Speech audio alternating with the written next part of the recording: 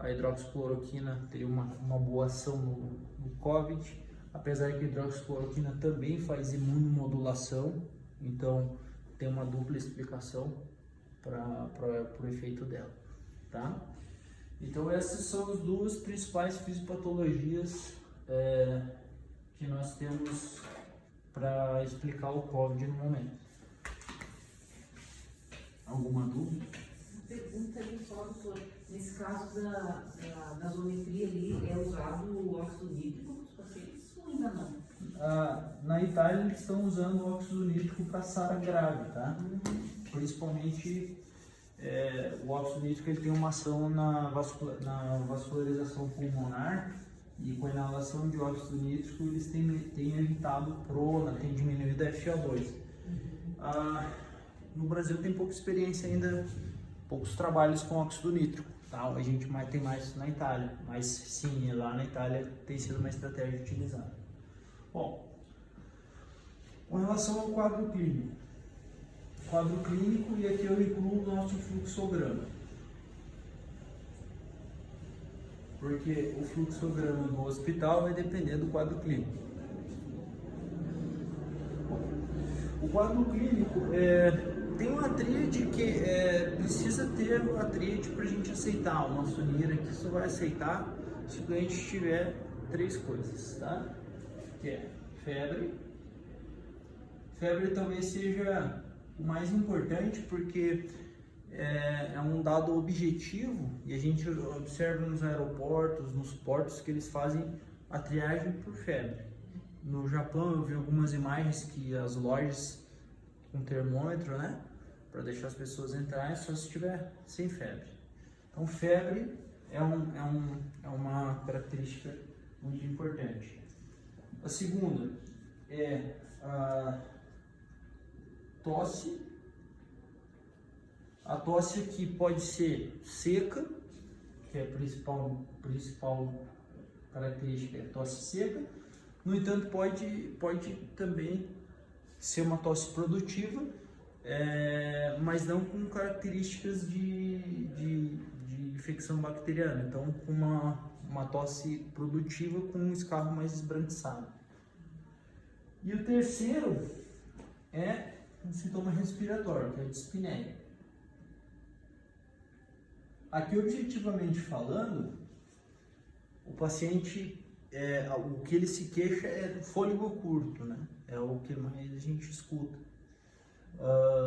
Objetivamente falando, quando for fazer a triagem lá no centro de triagem ou no próprio regulação, a gente vai levar em consideração a frequência respiratória maior do que 30 e a saturação de oxigênio no ar ambiente menor que 94, tá? Isso comprova sem dúvida que o doente está com dispneia, tá? Outras características, então essa tríade aqui, ó, para a gente admitir um doente na ala COVID, ele precisa ter essas tríades, tá? Outra característica que tem aparecido nos trabalhos, que é bastante interessante, é a anosmia. Anosmia, que é a incapacidade de você distinguir cheiros, tá? Então o paciente perde a percepção olfativa. Não se sabe muito bem o motivo, mas isso ocorre. Outra coisa que tem se observado, dor abdominal. A dor abdominal difusa, sem sinais de irritação peritoneal, e ela está associada principalmente à adenite mesentérica, presença de gânglios linfáticos aumentados no mesentérico. Diarreia pouco frequente os pacientes que cursam com diarreia, só 10%, tá? A diarreia líquida. E rachis, e aí eu vou explicar depois para vocês o motivo. Rachis, eritemas, petequias, então pode ocorrer nesses pacientes, fenômenos vasculares. e fenômenos trombóticos ou tromboembólicos.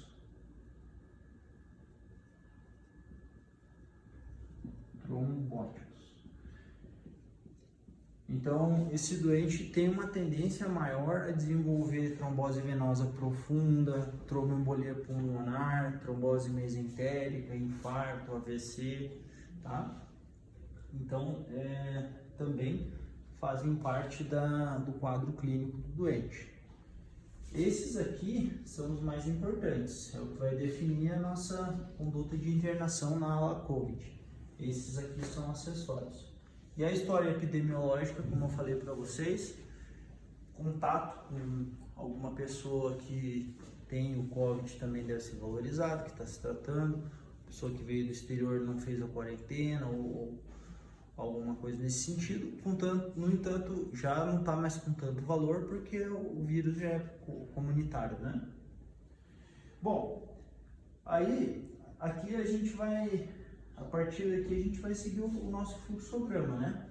Então, esse paciente que vai ser recebido lá na ala de triagem do pronto-socorro vai ser passado lá para a regulação. A regulação vai fazer um questionário com relação a isso. Tem a tríade, então esse paciente vai ser encaminhado aqui pro Tereza ou lá para Nossa Senhora, tá? Lá também tem uma ala COVID. O NIR vai perguntar exatamente essas coisas que eu estou dizendo, tá? E vai classificar se esse doente é um paciente de setor ou se é um paciente que vai precisar de cuidados intensivos. Se ele for um paciente que está sem sinais de insuficiência respiratória, que não vai precisar ser entubado, pelo menos no primeiro momento, ele vai ser direcionado para a ala COVID, que é aqui no primeiro andar. Se esse doente tiver sinais de insuficiência respiratória, ele deverá ser entubado para o transporte já na ala de triagem, eu vou falar depois. E aí ele vai ter que ser direcionado ou para a UTI COVID, preferencialmente, que fica onde é a antiga UTQ, ou para a UTI geral, que no momento a gente está tentando deixar 100 pacientes com COVID, ok? Esse é o fluxograma de entrada aqui no hospital. Bom, vamos falar de imagem. O raio-x ele tem pouca utilidade porque os achados radiológicos são mínimos, tá? Esse padrão em vidro fosco é muito difícil de observar no raio-x. No entanto, ele é um exame interessante para você fazer diagnóstico diferencial de dispneia, por exemplo. Você pode ter um padrão de pneumonia bacteriana, um pneumotórax, enfim. Como diagnóstico diferencial, ele tem validade. Para diagnóstico de COVID, muito difícil você conseguir fazer diagnóstico com raio-x. O que interessa realmente é a tomografia. A tomografia sem contraste, tomografia de tórax sem contraste, vai dar uma sensibilidade de 97%. Ou seja, uma tomo normal praticamente exclui, né? Característica tomográfica, vou tentar reproduzir um desenho aqui. Imagina que aqui é o corte do pulmão. Aqui está o mediastino. E aqui estão as áreas pulmonares. O que se observa nessas tomografias são padrões periféricos que nós chamamos de vidro fosco.